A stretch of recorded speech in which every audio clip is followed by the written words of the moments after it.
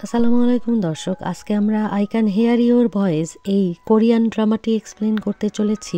ড্রামাটিতে দেখানো হয়েছে পার্ক সু, যে ছেলেটি অন্য কারো চোখের দিকে তাকালেই তার মনের কথা বুঝতে পারে। হাই স্কুলে পড়া ছেলেটির কার অ্যাক্সিডেন্টে বাবার মৃত্যু হলেও পরে দেখা যায় যে অ্যাক্সিডেন্ট নয়, তাকে একজন কিলার খুন করেছে।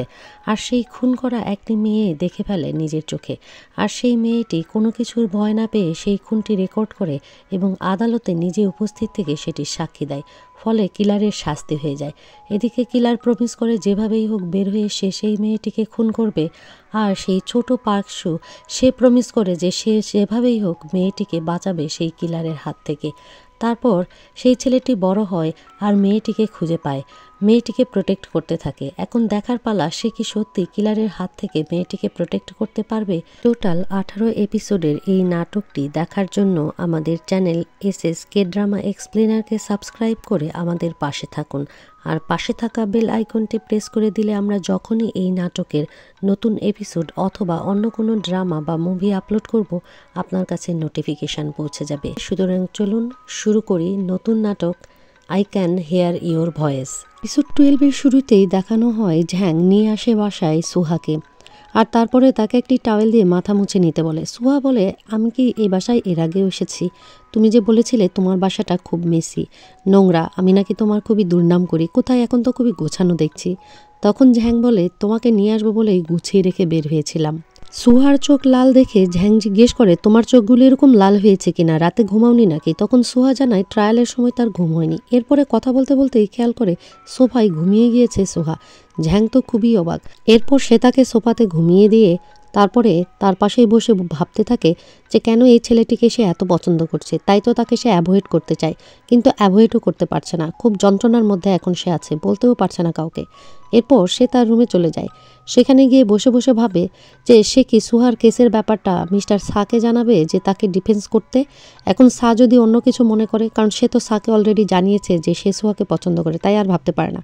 পরদিন সকালে সুহা ঘুম থেকে উঠে দেখে 11টা বেজে গেছে। এতক্ষণ সে ঘুমিয়েই ছিল। সে তখন বাসাতে, সেই জন্য আর ঝ্যাংকে পায় না। পুরো বাসা তারপরে খুঁজতে খুঁজতে দেখতে থাকে ঝ্যাং তার জন্য লিখে গেছে যে ফ্রিজে খাবার আছে, গরম করে খেয়ে নিও। তারপর সে মনে করতে থাকে কোন কোন টুকরো টুকরো স্মৃতি তার প্রিভিয়াসলি মনে পড়েছে। আর সেই স্মৃতিগুলোই সে একটি স্টিকি নোটে লিখে ফেলে একটু একটু করে। তার অ্যাক্সিডেন্টের ঘটনা, এই যে মিন জং-গুকের সাথে ফিশিংয়ের সময় কথা বলা, এই সব কিছুই সে লিখে লিখে স্টিকি নোটে সাজিয়ে রাখতে থাকে। ওদিকে স্যাং অফিসে মিস্টার ছায়ের দরজার বাইরে দাঁড়িয়ে ভাবতে থাকে সে ভেতরে যাবে কিনা। অনেক হেজিটেশন ফিল করতে থাকে, একবার আগায় একবার পিছায়। কিন্তু সেই সময় তার মোবাইলে মেসেজ আসে। মোবাইল চেক করে দেখে তারই ছবি পাঠিয়ে দিয়েছে মিস্টার সা। সে তো চমকিয়ে ওঠে যে তার ছবি কিভাবে মিস্টার সা দেখলো আর তাকে পাঠিয়ে দিল। এরপরে মিস্টার সা দরজায় তাকে দেখায় ফোন থেকে যে সে ফোনে এই ছবিটি তুলে পাঠিয়ে দিয়েছে। তারপরে এসে বলে যে তুমি এত হেজিটেশন ফিল করছো কেন, আমাকে কি বলতে এসেছো? সুহার কেসের পরবর্তী শুনানিতে আমি ডিফেন্স করব কিনা আমি তোমাকে স্পষ্ট জানিয়ে দিই, আমি করব। আমি তো তোমাকে আগেই বলেছি তোমার আমার মধ্যে কি সম্পর্ক, তুমি কি ডিসিশন নেবে সেটা তোমার উপরে। আমি সুহার জন্য ডিফেন্স লয়ার হিসেবে কাজ করব, তুমি কোনো টেনশন করো না। এখানে একটু অবাকই হয়ে যায় স্যাং। তারপরে মিস্টার সা স্বাভাবিকভাবে এই রুমের মধ্যে চলে যায় এবং নিজেই কষ্ট পেতে থাকে। বলে, আমি এই ফাইট কি দিতে পারবো? অবশ্যই পারবো, আমি জিতবো, আমি তোমাকে উইন করব। তারপর তাদের সেই পূর্বের মিন জং-গুকের কেসটি বের করে। সেই কেসটি যেন তার চোখের সামনেই ঘটছে। সোহার বাবার যেখানে কোনো সুরাহাই হচ্ছিল না, সেখানে যেন আলোর বর্তিকা হিসেবে এসে দাঁড়িয়েছিল ঝ্যাং। আর তখন ঝ্যাংয়ের হাতটি ধরে ফেলে ছোট্ট সুহা। আর সেই দৃশ্যটি যেন তার চোখের সামনেই হচ্ছে, যে সুহা কাঁদছে, ঝ্যাং এসে কোর্টের মধ্যে ঢুকছে এবং সেখানে ঝ্যাং বলে যে আমি দেখেছি কে খুন করেছে। আর সে তখন ঝ্যাংয়ের হাতটি ধরে ফেলে। আর তখন তার মনে পড়ে এভাবে মার্কেটেও সুহা ঝ্যাংয়ের হাতটি ধরে ফেলেছিল। আর সে সহ্য করতে পারে না, আর চিন্তা করতে পারে না। সিন কাট করে অ্যাটর্নি শিনকে দেখানো হয়। তিনি চলে গিয়েছিলেন দালজংকে নেওয়ার জন্য। দালজং ততক্ষণে জেলখানা থেকে বের হয়ে গিয়েছিল। তারপর তিনি তাকে তার কারের কাছে নিয়ে আসেন যে আমি তোমাকে একটি রাইড দিব, চলো। কিন্তু কারের কাছে এসে তো দালজংয়ের ভয় লাগে এই কার যাবে কিনা, কার আদৌ ড্রাইভ করা যাবে কিনা। কিন্তু কনফিডেন্টলি শিন তখন দরজা খুলতে গিয়ে পুরো কারের দরজাটি সেখানে খুলে চলে আসে। যাই হোক, অনেক ঝক্কি ঝামেলার পরে মিস্টার শিন তখন দালজংকে কারে করে নিয়ে আসতে থাকে সিওলের দিকে। আর সে সিওলের চেঞ্জগুলো দেখতে থাকে। বলে, এত উঁচু উঁচু দালান কোটা হয়ে গেছে। বইটি দেখিয়ে দালজং বলে, গ্রেপ্তারের সময় মেয়ের এই বইটিই আমার সাথে ছিল। তখন তার কাছে মিস্টার শিন ক্ষমা চায়, কিন্তু সে বলে কোনো দরকার নেই, আপনি আমার সঙ্গে যোগাযোগ রেখেছেন। তখন সিন কাট করে দেখানো হয় দোহিউনকে খুঁজতে এসেতে তার সিন সিনিয়র। অফিসের ক্লার্ক জানায় দোহেউন ম্যাডাম চলে গিয়েছে মিন জংগুক জীবিত আছে কিনা সেটি খোঁজ করতে, কারণ তিনি সন্দেহ করছেন মিন জংগুক জীবিত আছে। শুনে সিনিয়র তো খুবই অবাক হয়। ওদিকে দোহেউনকে দেখানো হয় সে বিভিন্ন ধরনের ছবি নিয়ে আবারও সেই শপে চলে গিয়েছে, ওই মহিলাকে দেখাচ্ছে আর বলছে বলতো কোনটি, কোন লোক তোমাকে জানিয়েছিল। মহিলা খুবই বিরক্ত হয়ে বলে আপনাকে তো বলেইছি আমি যদি তাকে পাই তাহলে আপনাকে ফোন দেবো, আপনি কেন এত ছবি দেখাচ্ছেন, এরা কেউই নয়। তখন দোহেউন বলে আচ্ছা তার হাতটি কি ছিল। মহিলা একটু চিন্তা করে বলে তার হাত তো এখন খুবই ভালো আছে। এরপর ঝ্যাংকে দেখানো হয় সে রাতে বাসায় ফিরেছে। তখন সেখানে দৌড়ে চলে আসে সুহা, বলে তুমি কি খেয়ে এসেছো, আমি তোমার জন্য রান্না করেছি। সে তখন জানায় যে সে খেয়ে এসেছে। তারপর সে সুহাকে মিস্টার সায়ের ভিজিটিং কার্ডটি দিয়ে দেয়, তুমি অ্যাটর্নি সায়ের সঙ্গে দেখা করবে, তিনি তোমার কেসটি লড়বে। বলে চলে যেতে থাকলে সুহা তাকে আটকিয়ে দেয়, বলে শোনো আমি তোমাকে কোনো রকম কোনো জ্বালাবো না, তুমি আমাকে অ্যাভয়েড করো না প্লিজ, বাসায় তাড়াতে এসে বাসায় খাবে। ঝ্যাং তখন তাকে বলে ভালো করে ড্রেস আপ করে মিস্টার সায়ের সামনে যাবে, একেবারে ফর্মাল ড্রেসে যাবে, ঠিক আছে, যেন তোমাকে গুড লুকিং দেখায়। ঝ্যাং চলে গেলে সুহা সেই কার্ডটি দেখতে থাকে। এরপরে ঝ্যাং গিয়ে বিছানার উপরে শুয়ে পড়ে আর ভাবতে থাকে কিভাবে এই নাটসটাকে সে অ্যাভয়েড করতে পারে। খুবই যন্ত্রণার মধ্যে রয়েছে সে। ভাগ্য ভালো যে তার অলৌকিক ক্ষমতা নেই, না হলে তো তার মনের কথা সবই বুঝতে পারতো। আর ওইদিকে সুহা শুয়ে শুয়ে মিস্টার সায়ের কার্ডটি দেখতে থাকে আর সে ভাবতে থাকে মিস্টার সাকে নিয়ে কেমন করে হাত ধরে তার সামনেই রেস্টুরেন্ট থেকে বের হয়ে চলে গেছে। আর সে ভাবতে পারে না, রাগ করে মিস্টার সায়ের কার্ডটি ছুঁড়ে ফেলে দেয়। তারপর হঠাৎ পাশের ঘরে অনেক শব্দে সে উঠে বসে পড়ে। এরপরে দরজা খুলে তো সে দেখেই অবাক, সেখানে ফ্রিজে বসে কাছে খাবার খাচ্ছে ঝ্যাং, অর্থাৎ ঝ্যাং না খেয়ে এসেছিল। আর কোনো কথা না বলে সে চুপচাপ দরজাটি বন্ধ করে দেয়, ঝ্যাংকে খাওয়ার সুযোগ করে দিয়ে। আর ঝ্যাং তো একেবারে এম্বারেস হয়ে যায়। পরদিন সকালে রেস্টুরেন্টে বসে মিস্টার শাহ যখন তার ফাইল রেডি করছিল সেখানে সে একবারে সুটেড বুটেড হয়ে হাজির হয় সোহা। সোহাকে দেখে সে মোটামুটি অবাকই হয়ে যায়। তারপরে তাকে হাত তুলে কাছে আসতে বলে। সোহাকে বলে তোমার জন্য কোনো খাবার অর্ডার করবো কিনা, কিন্তু সোহা নিজেই খাবার কিনে আনে নাই।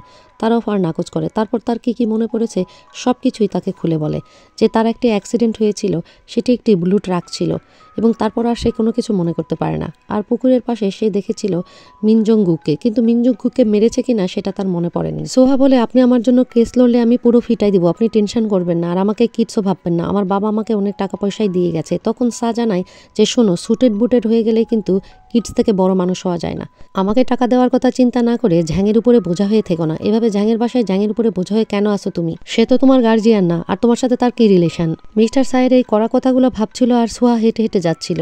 সে আরও বলেছে যে আমি ঝ্যাংকে পছন্দ করি, তোমার জন্য সে কোনো ডিসিশন নিতে পারছে না, এত কিছু সে মেনে নিতে পারে না। আর ওইদিকে মিস্টার সা ভাবে আমি এতই খারাপ, আমি তো ছেলেটার মনে ভেঙে দিলাম।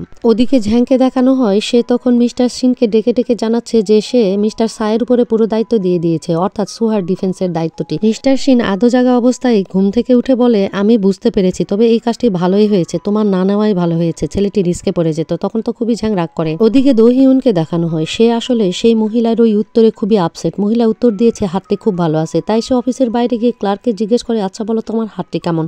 তারা বলে অনেক শুকনো সাদা, আবার কেউ বলে লাল। তো বলে আচ্ছা ঠিক আছে। এরপরে সিনিয়র আসলে বলে আমরা তোমার হাতটি কেমন বা লোকটির হাতটি কেমন আছে এই প্রশ্নে কিন্তু বলি রক্ত আছে, রক্ত নেই, পেল। কিন্তু ওই মহিলাটি আমাকে বলেছে যে হাতটি ভালো আছে এখন, তার মানে সে ক্ষত হাত মিন করেছিল, অর্থাৎ মিন জংগুক বেঁচে আছে। আমি এখন তার অ্যারেস্ট ওয়ারেন্ট বের করার পক্ষে কথা বলবো। ওদিকে মিস্টার সা সুহার তথ্য দেওয়া মতে সেই ট্রাকটি খুঁজে বেড়াচ্ছে যে ট্রাকটি ওই ডেটে অ্যাক্সিডেন্ট করেছিল, কিন্তু পুলিশ অফিসার জানায় এরকম রঙের গাড়ির অ্যাক্সিডেন্ট করার কোনো রকম কোনো তথ্য সেখানে নাই।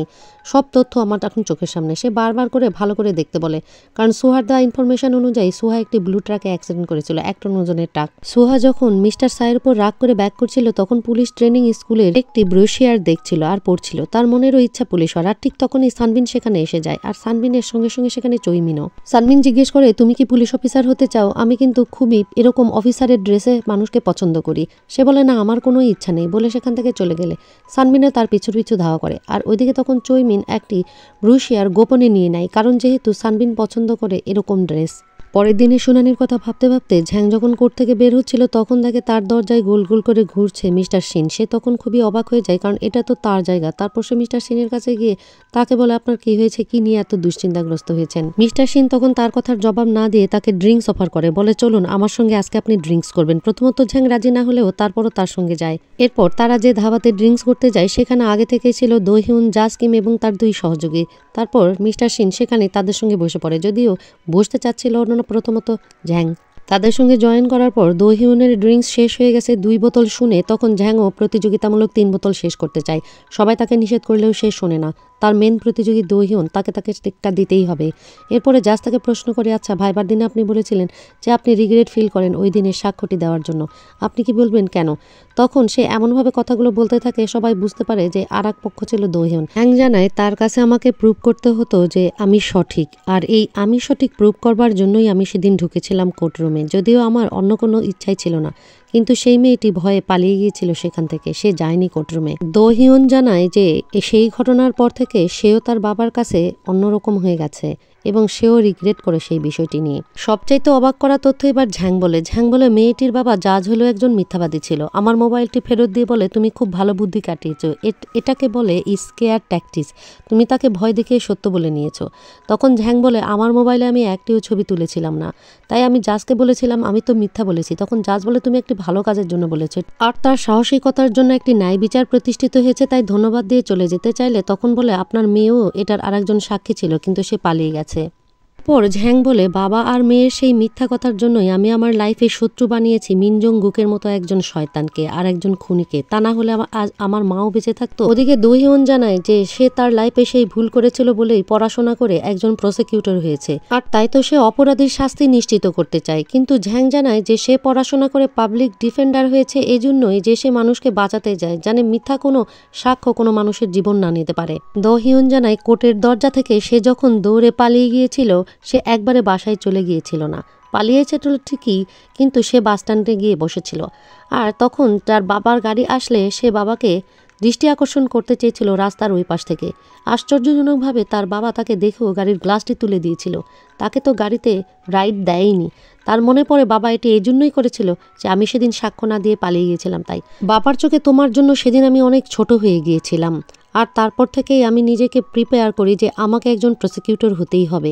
এরপরে দোহিউন জানায় যে তুমি আমার জীবনের সবকটি স্টেজকেই খুব কঠিন করে দিয়েছো, তোমার মতো বন্ধু লাইফে না আসাই ভালো। সেম কথা তখন ঝ্যাংও বলে যে তুমি আমার জীবনকে কঠিন করে দিয়েছো, তোমার একটা মিথ্যা সাক্ষী আমার 1 বছর কেড়ে নিয়েছে লাইফ থেকে। সবাই এই বন্ধু ভার্সেস শত্রুর কথা ভালোভাবে মনোযোগ দিয়ে শুনছিল। এরপরে ঝ্যাং উঠে সেখানে সবার কাছ থেকে বিদায় নিয়ে বাসায় চলে যায়, আর তারপর দোহিউনও সেখান থেকে চলে যায়। এরপর 4 জন মিলে কথা বলতে থাকে। আসলে তাদের দুজনের লাইফটা কঠিন ছিল, এভাবে দুজন বন্ধু থেকে শত্রু ভাবতেই খারাপ লাগে। তারপর একই সঙ্গে একই জায়গায় কাজ, সবসময় প্রতিদিন মুখ দেখা পারেও এরা দুজন। এরপর আমরা দালজংকে দেখি হসপিটালে ভর্তি করানো হয়েছে। তারপর সে স্যালাইন সহ যখন হেঁটে যায় তখন করিডোরে একজনকে দেখে চমকে ওঠে, আর সেই মহিলাও তাকে দেখে চমকে ওঠে। তার হাতের সব কিছু পড়ে যায়, মহিলারও বাম হাত কাটা ছিল, আর মহিলা পিছু হটতে থাকে, আর দালজং তাকে দেখে মনে হয় ভূত দেখেছে। ওদিকে রাতের বেলা সুহাস স্টিকি নোট লাগাতে লাগাতে আবারও চিন্তা করতে থাকে মিস্টার সাহের কথা। মিস্টার শাহ তাকে এভাবে অপমান করলো, সে আর ঝ্যাংয়ের বোঝা হয়ে থাকতে চায় না। ঝ্যাং যাতে তাকে বার্ডেন মনে না করে সে সেই প্ল্যানই করতে থাকে। হঠাৎ করে সে বাইরে একটি শব্দ শুনতে পায়, আর বাইরে বের হয়ে সে তো করিডোরের মধ্যে দেখতে পায় ঝ্যাংয়ের ব্যাগ আর জুতা। সে অবাক হয়ে যায়, জুতা ব্যাগ রেখে সে কোথায় গেল। পরে সে দেখে সে বেঞ্চের উপরে পড়ে পড়ে ঘুমাচ্ছে।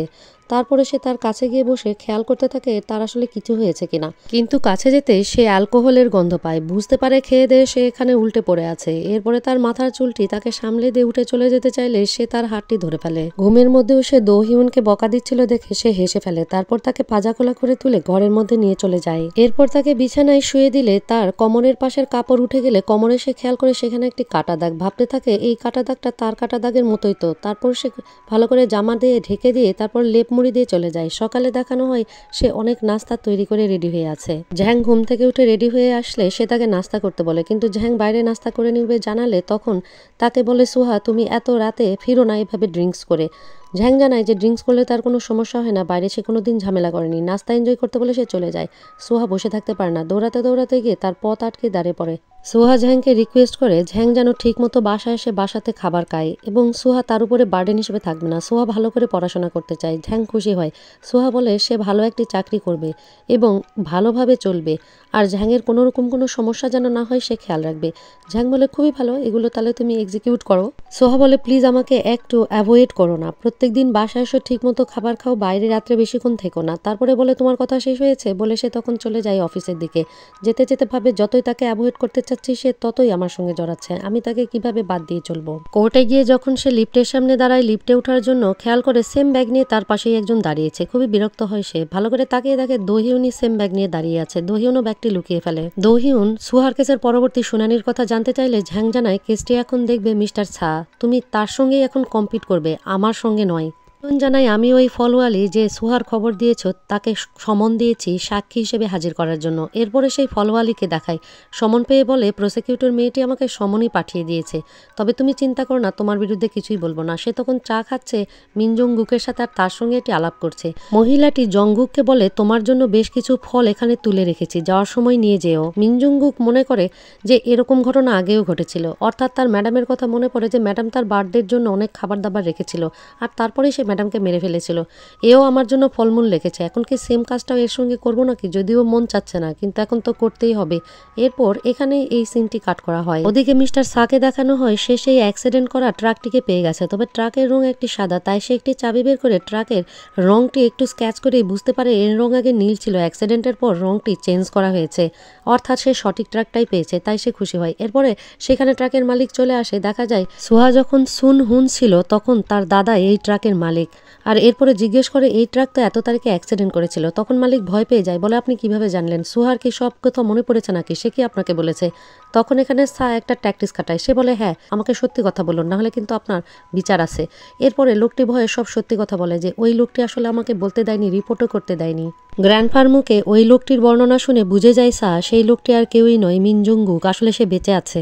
দোহিউনকে দেখানো হয় সে তার অফিসে কাজ করছিল, সেই সময় তার কাছে একটি ফোনে কল চলে আসলে কল রিসিভ করলে তার ক্লার্ক জানায় যে যে মহিলাকে সমন দেওয়া হয়েছিল সেই ফলওয়ালি মহিলাটি মারা গেছে, তার একটি অ্যাক্সিডেন্ট হয়েছে এবং আমি এখন সেই ঘটনাস্থলে। এরপর ঘটনাস্থলে দোহিউন গিয়ে দেখে সেখানে ড্রাঙ্ক অ্যান্ড ড্রাইভিং কেস, প্রচুর রক্ত এবং রাস্তার যে সিসিটিভি ক্যামেরাটি ছিল লাইট পোস্টে সেইটিও ভাঙা, একদিন আগেই ভেঙে গেছে। সব কিছুই প্ল্যান। বুঝে ফেলে দোহিউন যেটি আর কারোই কাজ নয়, মিনজুনগুক সে আসলে বেঁচে আছে, আগের মতোই পরিকল্পনা করে খুন করে একেবারে অ্যাক্সিডেন্টের রূপ দিয়েছে। তার বিরুদ্ধে এবার অ্যারেস্ট ওয়ারেন্ট ইস্যু করতেই হবে, না হলে সে আরও যে কত মানুষকে এভাবে খুন করবে। সিন কাট করে সুহাকে দেখানো হয় সে ড্রেস পরে রেডি হচ্ছে কোর্টে যাওয়ার সময়। হঠাৎ সে সেই কাটা দাগটি দেখে, ভাবে একই রকম, কিভাবে এই কাটার দাগ হলো। তারপর তার স্মৃতিগুলো মনে পড়তে থাকে হালকা হালকা, যে সে চাকু মেরেছিল আসলে ঝ্যাংকে আর তাকে চাকু মেরেছিল মিনজুংগুক। সে আর ভাবতে পারে না এটি কিভাবে সম্ভব, সেই ঝ্যাংকে মেরেছিল। ঝ্যাং কানে কানে বলেছিল তুমি কাউকে বলবে না যে তুমি আমাকে চাকু মেরেছিল, সবাই জানবে যে মিনজুংগুক আমাকে মেরেছে। এই ঘটনা ভাবতে ভাবতে সে ভয়ে সেখানে পড়ে যায়, কেন এটি সে করেছে, আর তো তার কোনো স্মৃতি মনে পড়ছে না। সে মাথায় হাত দিয়ে ভাবতে থাকে আর চিৎকার করতে থাকে, তারপর এক দৌড়ে ঘর থেকে বের হয়ে যেতে থাকে। আর তারপর তার মনে হতে থাকে সেই ছোটবেলা থেকে সব ঘটনাগুলো, কিভাবে তার বাবার কেসের সাক্ষী দিয়েছিল ঝ্যাং, আর তারপর মিনজুংগুকের কথা, তার চাচার কথা মনে পড়ে, কিভাবে তার চাচা তাকে অ্যাভয়েড করেছিল মেলাতে সে হারিয়ে যাওয়ার পরও। এরপরে স্কুল, বন্ধু বান্ধবের কথা, তার পুরো লাইফ যেন মিনিটের মধ্যে তার চোখের সামনে ভেসে ওঠে। 10 বছর পরে ঝ্যাংকে খুঁজে পাওয়া, ঝ্যাংয়ের মায়ের মৃত্যু, আর তারপর তার প্রতিশোধ নেবার পালা, এবং ঝ্যাংকে কথা দেওয়া যে সে কিছুই করবে না মিনজুংগুকের। আর মিনজুংগুককে সেদিন কি করেছিল এখানেই আমাদের দেখানো হয়।